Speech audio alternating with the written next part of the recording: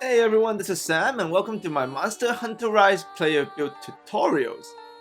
Today I'll show you one of the best setup you can do for an insane dual blade build, which is one of my favorite in the game. Actually, this is the build with the highest damage I have created so far, and as you can see here, it's just devastating. And unlike my previous build, when it comes to armor pieces, you can really get everything you need for this build really early in the game. And there, in that sequence, you just saw 1510 damage, 116 DPS. With a damage rate that high, I guarantee you quick work of any monster you happen to run into when you're using this build.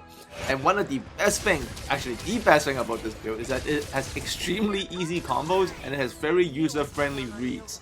So I'll break those down later after I show you how to make the build, and when it's all put together, you'll be causing havoc all game long.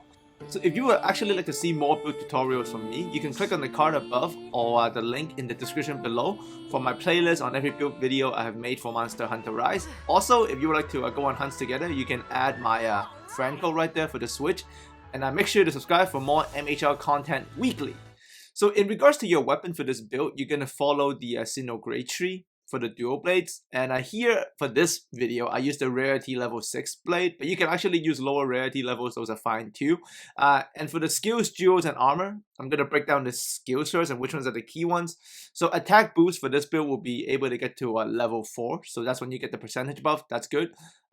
Thunder attack, because we have thunder blades, and this one you can get all the way up to level 5. In regards to the critical eye, you can get the max, so level 7 with affinity at 40%, and you're actually going to further complement that by getting weakness exploit, which also gets to level 3 after this build. So that means any hits on weak spots, 90% chance crit. And to top it all off, you also get the critical element at max level, which grants elemental damage 15% while active.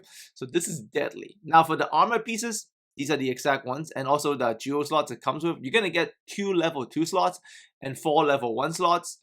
So for the Blitz dual blades, put in the expert jewel, and for the rampage slot, make sure you get anti-aquatic species if you end up fighting water monsters. And then for the helmet, you're going to get the Ropessa Vertex, put the bolt jewel in there, and this is going to give you critical element and thunder attack. And then for your chest piece, you're going to get the Ropessa Thorax. That's going to get you the critical element, critical eye, and more thunder attack with the jewel.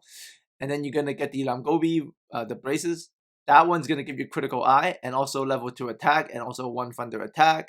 And then the Spiral Electra for the weakness exploit for your waist piece. This is big. Even though it has no jewel slots, the 2 level of weakness exploit is really worth it.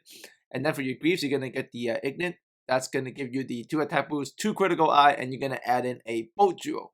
Now for the talisman, you need one with at least level 1 weakness exploit. I was able to craft one that has a 1 level 1 slot and also 1 level 2 slot. So I added in a further attack boost and then also another thunder attack to finish off the build. Now in action, the Demon Flight in demon mode is going to be your go-to switch skill, so make sure you get the demon flight switch skill. So in this sequence, I tapped CR to activate demon mode, and then I went left stick and A to trigger the demon flight. And then as I'm in the air, in this case, I hit X to strike straight down once I get in the air from the demon flight. And you can see if I hit X, I go straight down, and the damage is actually decently significant. But there's an option 2, right? So in option 2 with demon flight, you still do the same trigger demon mode, tap A to launch yourself in the air, but then now you can actually push the left stick in any direction you want to travel, tap A, so you can ride along the monster. And the ride along, make sure you only do it when there's an opening, right? If not, just strike down with X. But the ride along is going to be there more than you think, and it's very powerful. And versus down monsters, you want to go CL plus X to do the piercing bind, and then CR, and then X plus A. This is going to bind, and then activate demon mode.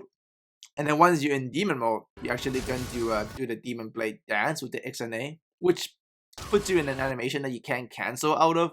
But versus the down monster, that's not really a problem. And this is devastating. Like the bind plus the demon dance, high damage. And downing monsters a ton is going to be guaranteed with this build, especially if you use the thunder blades versus a monster that has thunder weakness. You can see just this is devastating damage. The bind is going to further add up the damage, and then the demon blade, that's down monster again and again and again. And this is from the same fight. I was able to down it, I think, 7 times in one sequence, like in just one hunt 7 times. And make sure you also use CL plus A and Silk Bind skill to counter all monster attacks. This is called the Shrouded Vault. I like to do this a lot versus any kind of raw of frontal attack. So CL plus A, and then once it's successful, make sure you also tap A. So right out of that, I go into Demon Flight from the Shrouded Vault, and then I also do the attack right there. So same thing again, do the raw, Shrouded Vault, launch up, and then do the ride along. That's a pretty smooth sequence.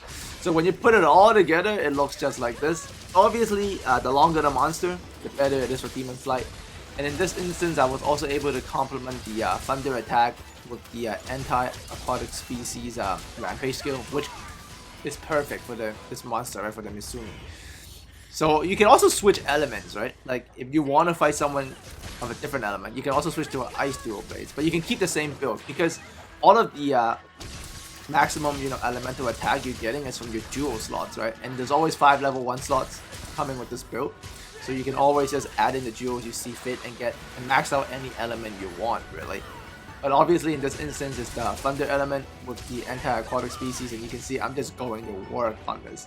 Like there's nothing this monster can do. It's just Demon Blade, fine, ride along, and like I said earlier, right, these reads are pretty easy. Obviously, don't do the ride along if you know the monster is about to attack, then you can just strike straight down. But the amount of times, if you get the correct element, like if you make sure you equip the element that the monster has weakness to, just by switching the blades and the jewels, you're gonna knock down the monster a ton, and that's why you can like ride it very often. So here are the final stats for reference. Those are the attack, the affinity, and the defense, and the Thunder attack at 34.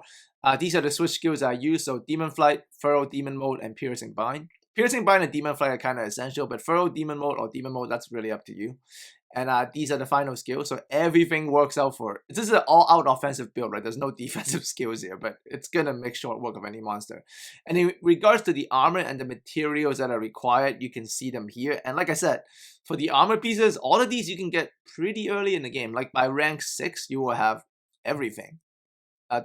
Obviously the daggers are going to get higher and higher in rarity level as you finish off more monsters, but you can actually start getting the dagger at level 3, so it it really doesn't matter, right?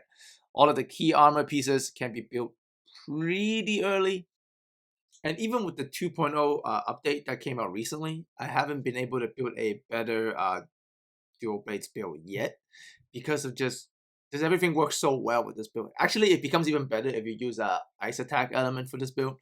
But the Thunder daggers plus the anti-aquatic species very powerful. So as always, if you want to see more content, the card above or the link in the description below. And if you've got any questions, leave it in the comment section. And thanks for coming by. And once again, I'll speak to you guys again very soon.